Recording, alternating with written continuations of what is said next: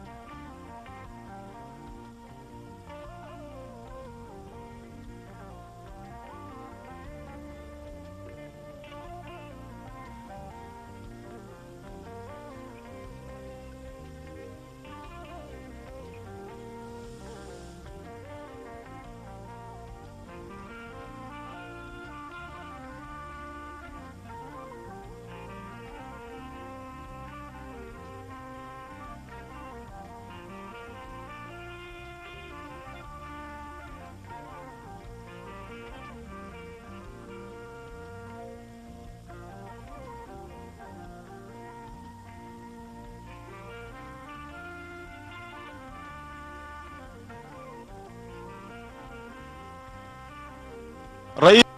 الأركان يوهانس.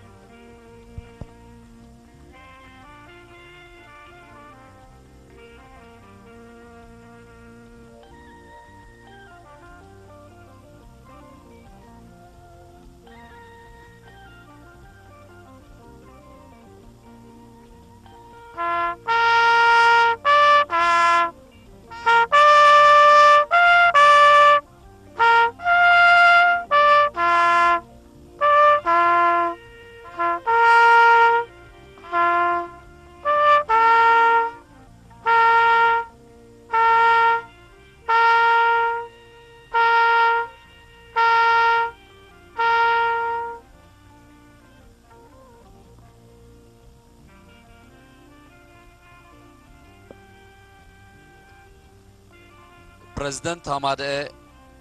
ويزرو اللؤول جبراب. رئيسة الاتحاد الوطني للمرأة السيدة لؤول جبراب.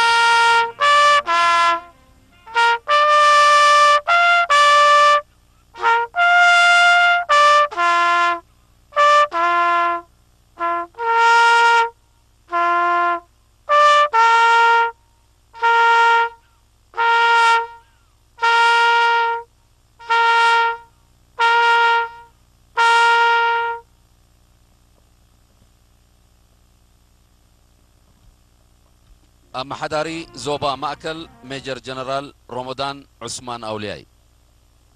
حاكم الإقليم الأوسط اللواء رمضان عثمان أولياي.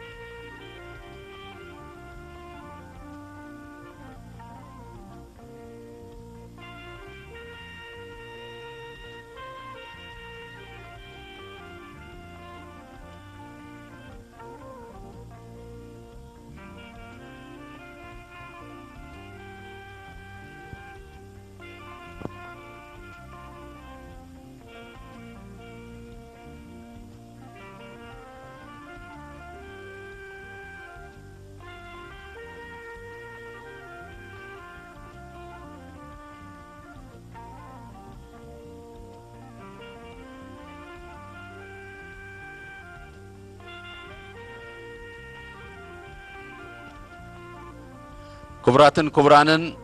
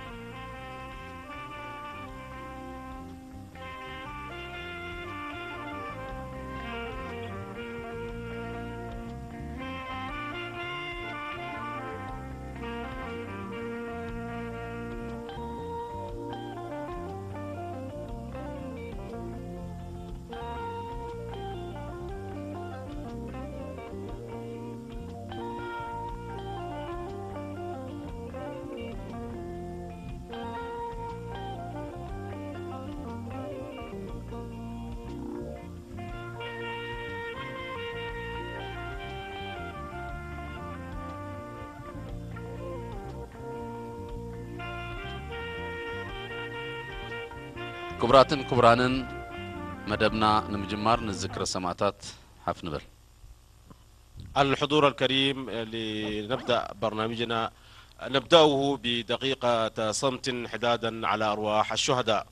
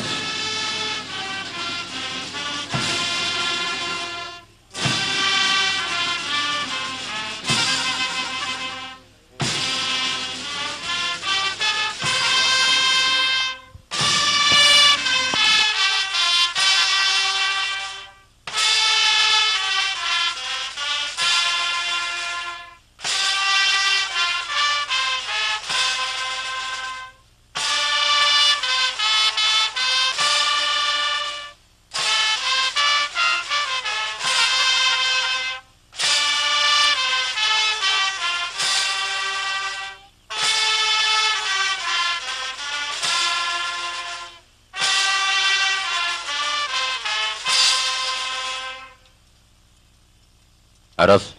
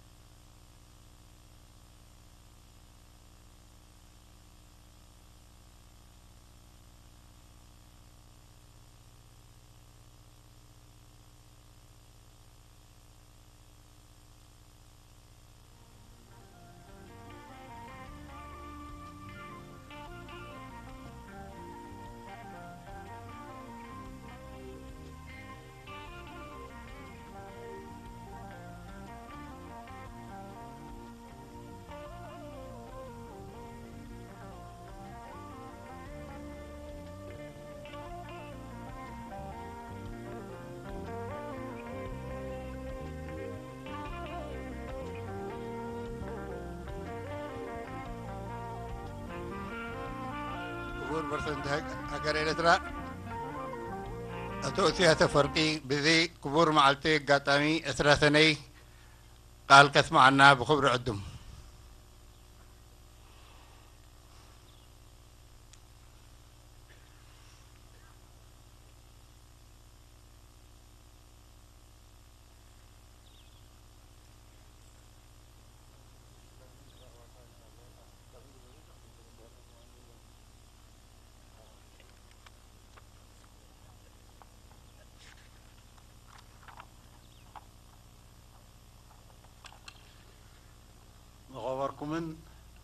ዝኸበርክንን ተሳተፍቲ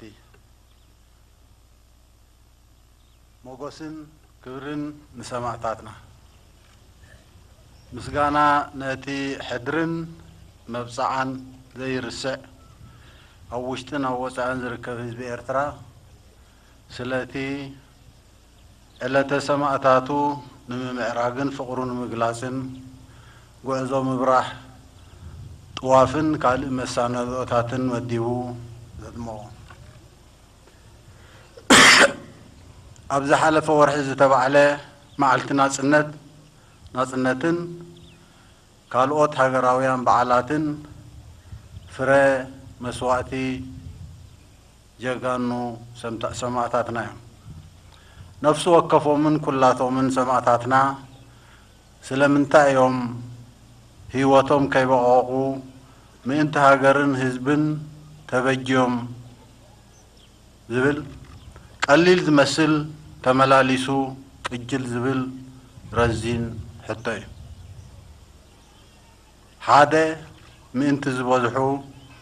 كابس السعتن والقاونتن حرا خوينو نتاز خبرتن متكعتا زي بلان هيواتو خوفي انكالو بناتو خساران واغان بزوحاتن ولدتاتن حرنتن ناصنتن شبيتهم